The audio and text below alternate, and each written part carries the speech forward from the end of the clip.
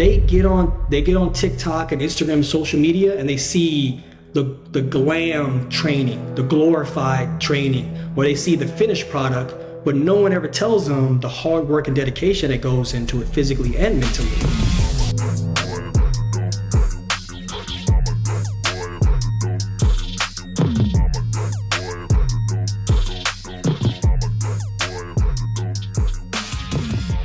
Welcome back to another episode of The Burn. I am Ben Newman, and you know how we do this every single week. We're going to bring you a story of an athlete, an entertainer, a celebrity, somebody from the business world who's recognized that why and purpose is not enough. There's the underlying burn that ignites your why and purpose and causes you to show up on the days you don't feel like it, and especially after you win.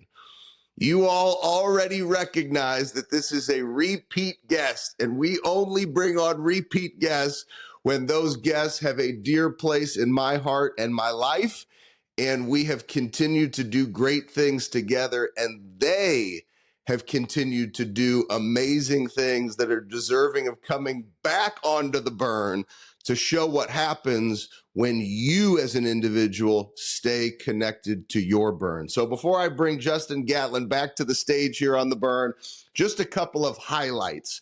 Since the first burn episode that we have done, we also did a special burn episode where some of you got to see the amazing job that Justin did from the stage at our boot camp in Las Vegas last year.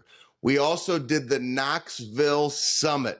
It was the first time that Justin returned back to Knoxville, where he made his name at the University of Tennessee, becoming an All-American, getting signed by Nike, which led him to becoming a pro and the last American to win the 100-meter gold at the Olympics, and led him to knocking off Usain Bolt in Usain Bolt's last ever race. So we know him as one of the fastest individuals to ever run the face of the earth. He has taken his skills as a coach now to be coaching athletes all over the world. Athletes in the NFL. He and I were at the NFL Combine together last year at the same time. We both had different athletes that we were working with, which was pretty cool. And my favorite athlete that Justin now works with is the undefeated Kennedy Rose Newman. So Justin has been able to come to St. Louis and to work with Kennedy to train her. And Kennedy was undefeated in the 100 meters this year. It brings tears to my eyes. I have no idea, as I tell Justin all the time, I don't know where the hell her speed came from. So you are doing something right with this girl. But it has been amazing to watch her compete. And we can talk a little bit about that. But I would just say to all of you, make sure that you provide your children with every resource possible. If you are a track star and you want your kids to run track, I'm telling you, go and find a different voice. It's amazing what it'll do. I was a basketball player. I find other basketball trainers to work with my kids, and they're great little basketball players because the voice is just heard differently. So Justin has been an amazing blessing to our family. He's become an amazing, dear, dear friend. And today we get to highlight the last of the accomplishments, which I am so proud of. But Justin is now a best-selling author of Ready, Set, Go. And so Justin Gatlin, you have been a busy man since coming on The Burn. So welcome back to The Burn. And you know I love you, and so excited to have you here on the show. Well, Ben, I'm feeling some type of way right now because you might be a little faster than me, man. I had your book ready right here, but I can send it to you. You already got one, man. So somebody get this man a bib or something, put him on the start line. I think he's ready for the Olympics. Seriously. Well, it's awesome to have you back on the show. It's great to be back, man. You know, you helped me jump into this pool, find myself outside of athletics, and it's been an amazing journey, and it's still going right now. And I'm happy that I'm able to bless other people with the knowledge from my book, out there to be able to give knowledge to people like Kennedy Rose and NFL guys and Olympians as well, mentally and physically, and help them become a better athlete. And that's why I'm here now. I can step away from and hang up my track spikes and kind of put my humanitarian hood on and really go out there and help and consult with these next generation athletes. And I know the book was a really big piece of that consulting, and we're going to dive into the many things that you're doing in the different arenas because it's really incredible. And, sometimes I think your humbleness doesn't give the spotlight the shine that it should have on you for the extraordinary things that you're doing off the track. You used to run and the bright lights were there, whether you liked it or not, running in front of 100,000. But now, I really want to highlight some of the things that you're doing. So let's start with the book. Why was it so important for you to finally write a book and to share your story as part of your overall platform to impact? Well, a lot of close friends, my parents, for many years, they're like, you need to write a book, you need to write a book. And I was like, you can't write a book until the story's done. And so now the moment I retired, my mom tapped me on the shoulder. She says, it's time to write that book. So we sat down, we thought about exactly how the book was going to be laid out. And you know me, I want to be a one-of-one kind of guy. So when you go through the book and you dive into this book, it is basically a memoir of how I have navigated my life through as a young kid, a young adult, and turning into a grown man who became a champion in life and in athletics. And also at the end of each chapters, activations. So the readers being young athletes, parents, anybody that wants to find a real mindset to be able to overcome adversity, but also seize and capture how to win, is going to be in the back of each chapter. So it kind of parallels to whatever I went through in that moment of my life, through the ups and downs, and it helped me get through those ups and downs, and I'm sharing that same knowledge. So now you have a memoir, now you have almost like a mindset activation at the end of each chapter, and I wrote a poem. I didn't know I was a poet. I wrote a poem at the end of the book.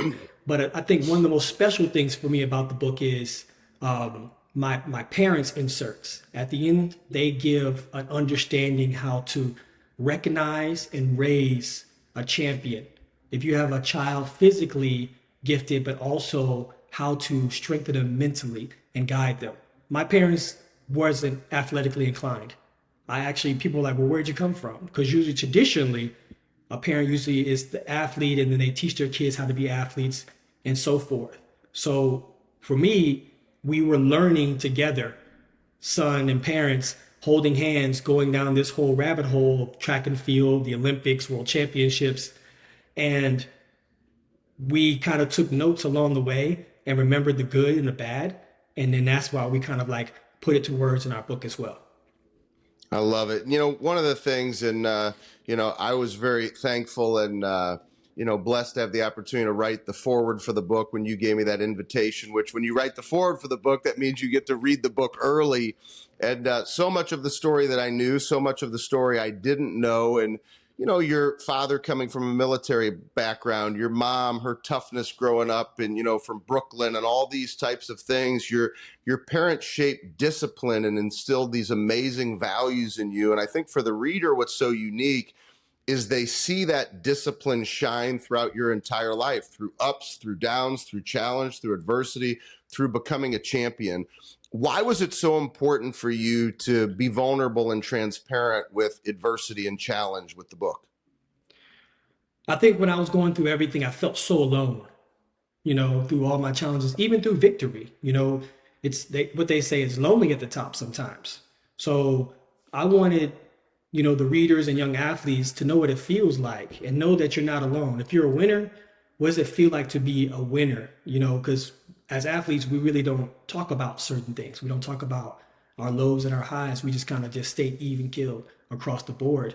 And through the adversities, I really felt alone. I felt like I was in a dark place. And then I realized I got a lot of love and fanfare from people saying, man, I was going through a tough time. And knowing that you were going through a tough time too, it made me want to be stronger because I saw how you was able to elevate yourself out of that darkness and still remain who you are, your integrity and your drive and your fight to still go out there and conquer life. And it's like that gave me the inspiration. And it'll be some people, Ben, who never even ran track before. They said, I saw you run. I saw the intensity. I saw the dedication, the hard work. It made me want to run. So I help bring people into a whole sport that never even thought they could even do it. And they gave it a try because they became more brave. They became more disciplined.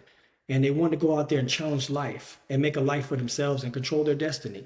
So it made me feel really good. And I was like, well, how do we package this? How do we be able to say, okay, let's connect that. Let's take away that buffer of an athlete at a high elevation and someone who's watching. And how do you connect? And I think this book is going to be a way for them to connect with me and know exactly what my journey was, and hopefully inspires others as well. And I think one of the amazing things, the inspiration that comes from the book, which I highly recommend to everybody, and we're going to make it as easy as possible. You'll be able to link and purchase the book right there on Amazon. The book has become a bestseller. Another unique thing that Justin and I have in common now is the opportunity to work with Game Changer Publishing. Chris Cawley and her team are absolutely extraordinary. They're the power and the fuel behind BNC Publishing. And so it's just been incredible to see the relationship you've now established with Chris and her bringing the book to the forefront and to the world. One of the unique pictures, before I make a transition, but really stay on the topic of the impact you're having, Chris was able to, in Knoxville, arrange for an early release of the book, and people who attended that event, and how fitting for you to officially become an author in Knoxville. Everybody received initial copies of the books there, but I was able to hand you the first ever copy of that book. And I'll never forget that picture. I'll never forget that moment. It was absolutely incredible for me, and a picture I'll hold dear to my heart for forever, and just an incredible memory.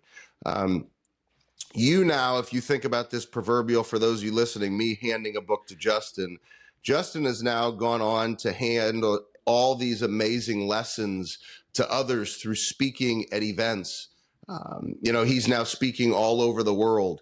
His podcast has brought a platform to the world of track and field and beyond that had never been done before. I mean, you watch some of his episodes and, it's become so popular because nobody in that community had never done anything like that from a podcast platform.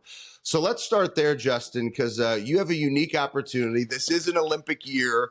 You are going back to the Olympics for the first time as a spectator to watch the 100-meter, and you're going there to take your podcast, which is a one-of-a-kind podcast in true form because you are one of a kind. You are one of one. So tell us a little bit about your excitement to return to the Olympics, interviewing athletes there, and now bringing this amazing podcast back to the world of athletics in the world. I told myself a long time ago, actually in 2003, I unfortunately wasn't able to participate at the World Championships that was actually in Paris at that time. And I sat in that stadium and I watched my fellow teammates go out there and run and win medals and get their victory laps on the grand stage. And I told myself, I'm never going to sit in the stands again unless I'm ready to sit in the stands. And throughout my whole career of almost 20 years, every time I went to a championship, I was on that starting line. So now I get the opportunity to kind of go full circle. And now I can say, okay, cool. I can sit in the stands now because I want to, and I can enjoy as a spectator and watch history being made in the men's 100 meters and the women's 100 meters. So it's going to be amazing just to sit there and just watch the celebration, the cheers, the energy, because I'm used to being on the track and feeling the energy of the crowd.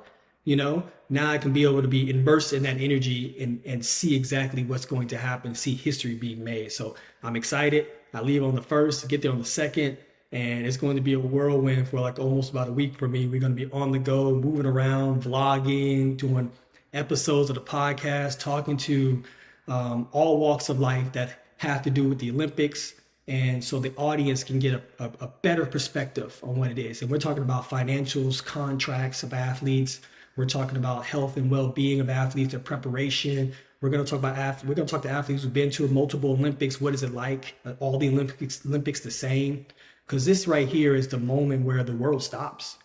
The world comes together, no matter if it's war or whatever's going on in the world. The Olympics puts all that on pause, and people cheer for the dedication of these athletes. So I want to be right there, and I've loved being a part of it, but I want to be right there and witnessing on the streets how special this is. Have you thought about writing a book, but just don't have the time? We would love to help you make that dream come true this year. Introducing B&C Publishing. We offer an in-house 3-step process to help you bring your book to life. The whole process only takes 60 to 90 days. Compared to 18 months for traditional publishing methods, we work fast. To see if we are a good fit to work together on your project, email our team at info@bennewman.net. That's info@bennewman.net. Now, back to the show.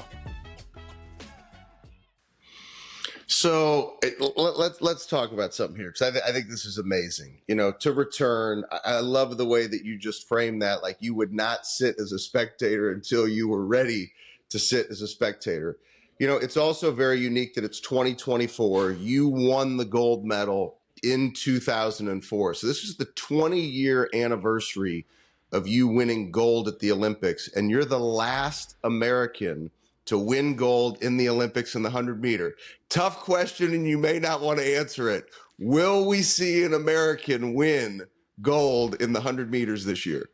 There is a strong possibility. You have Noah Lyles, who's been going out there and dominating for the last 2 years. He's the current world champion in the 100 and the 200 meters with the 4x1 as well. And he's that kind of athlete that he believes in manifestation. He believes in the fact of, if I say I'm going to do it, I'm going to work hard. I'm going to challenge myself and not care what anybody else thinks. And I'm going to go out there and seize the moment. That's a dangerous athlete to be able to compete against. If they think they can get the job done and they work hard to get the job done, most likely they're going to get the job done.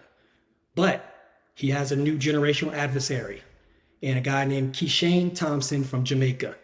And when we thought that Jamaica has left the sprint world after Usain Bolt retired, another sprint sensation has risen, to the challenge, and he's ran one of the fastest times in the world this year and last year. And it's going to be an amazing show to watch. So I'm going to sit there. I'm going to applaud either way. If a Jamaican wins, amazing. If an American wins, he's the guy that got it done. But right now, I am the last American who has won Olympic gold for Team USA. And if you want to know all about what it takes to win gold and to be a champion, I got to plug it one more time. I may do this many more times throughout the episode. Ready, set, go. The book is out. The book is amazing. The book is a bestseller. Make sure to grab a copy. Another area where you've continued to have a significant impact, and it's another one of those connections that we now have, is your work down in Houston. I'd love for you to tell us a little bit about the speed work that you're doing with athletes. And one of my favorite athletes that I've ever had the opportunity to work with, and he and I have remained friends, and I just have the ability to stay connected with him, is Najee Harris, the running back for the Pittsburgh Steelers. And you and your organization's work this offseason, I'm telling you, I knew from being with Najee all those years at Alabama that he was a special, unique, one-of-one type talent. The speed in which you all have taken him to, I cannot wait for him to pound the ground this year on NFL fields across this country. But it blew me away how he's maintained his size and his strength, but the speed that you guys have brought out of him. Tell us a little bit about the unique work, because I think a lot of athletes say, oh, well, I'd have to cut weight to get faster. I'd had to do this. I'm telling you, he looks bigger than he's ever looked, and he looks faster than he's ever looked. So tell us a little bit about the work that you're doing with the Najee Harrises, the elite performers, the NFL players, but also down to the individuals like Kennedy Rose, and how you might be able to help somebody listening or to help one of their children. So working with Najee has been an amazing experience because he's such a unique individual, right? When you look at him, the best way to explain it is he's just a big human. He's a big human. Like, he's proportionate and he's big. Like, he's not normal average size and stocky. He's not tall and lanky. He's just a big human. So watching him like in his running stance, in his running form, and getting up and go, like it's amazing to watch because he's probably sitting at 225 and he needs to jump up probably now 245 around there in that range. So you think about somebody who's like 245 pounds and they're out there still running people over and they're racing, ripping down the sideline to get to the end zone. That is amazing to watch. So work with him. His mindset is just one of one. He does an amazing job of staying diligent and not having, to lean on other teammates or individuals to like, come on, man, get it going, get it going. Like he has his own internal clock of this is my time, this is my grind. So watching him go out there and operate and then seeing what he does by going to Mexico and other places and kind of introducing that culture to football as well. That shows that he has an extensive career outside of just football. When he wants to retire, he's a guy who could be able to connect other cultures and other countries to the world of football. He just has that character. He's an amazing guy to watch, man. And other athletes that are coming along, just sometimes you have athletes who are just amazing when it comes to physical, but they don't have the mental. And I think mental is something that lacks actually in sports. We praise athletes like Michael Jordan, Tom Brady, LeBron James, Kobe, Caitlin Clark, Angel Reese. We praise all these amazing athletes on not only their physical talent, but their mental gift that they have to be locked in. And I think that needs to change now. The narrative is, I don't want to shoot the same shots Caitlin made. You know what I mean? I don't want to throw a touchdown like Tom Brady. I want to be locked in. I want to be locked in for all 4 quarters. I want to be locked in for those 2 halves.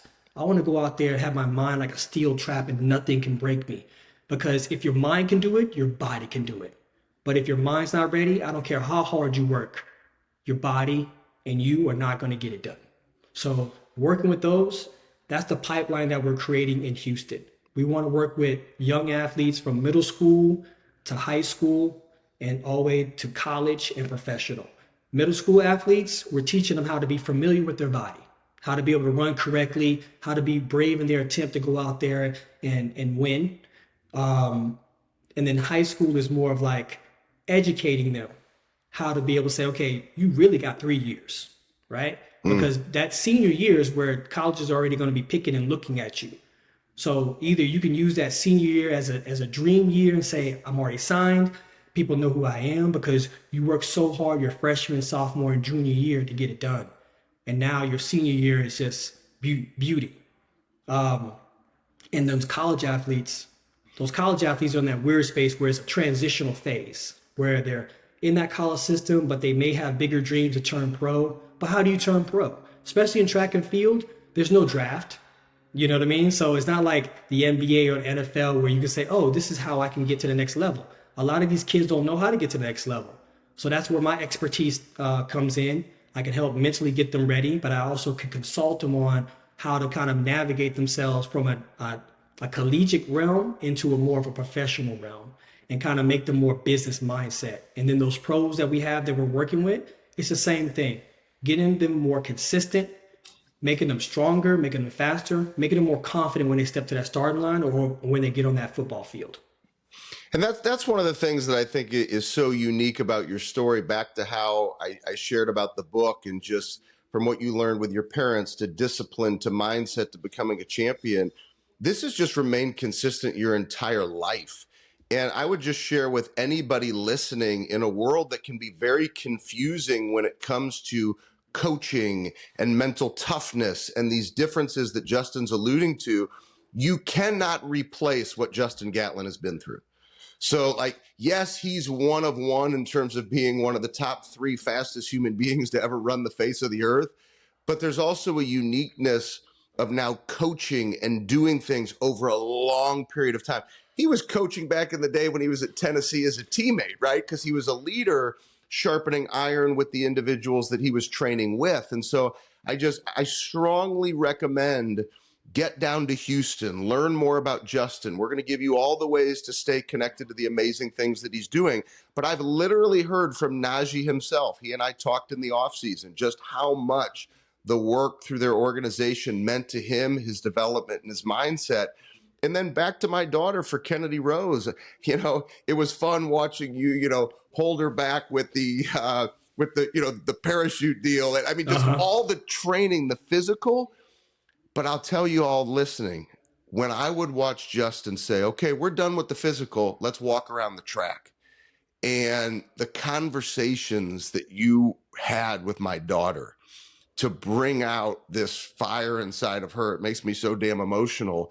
And to see her excitement for a track meet, like you just knew, like, yeah, God's blessed her with some physical capabilities and you brought out more in her.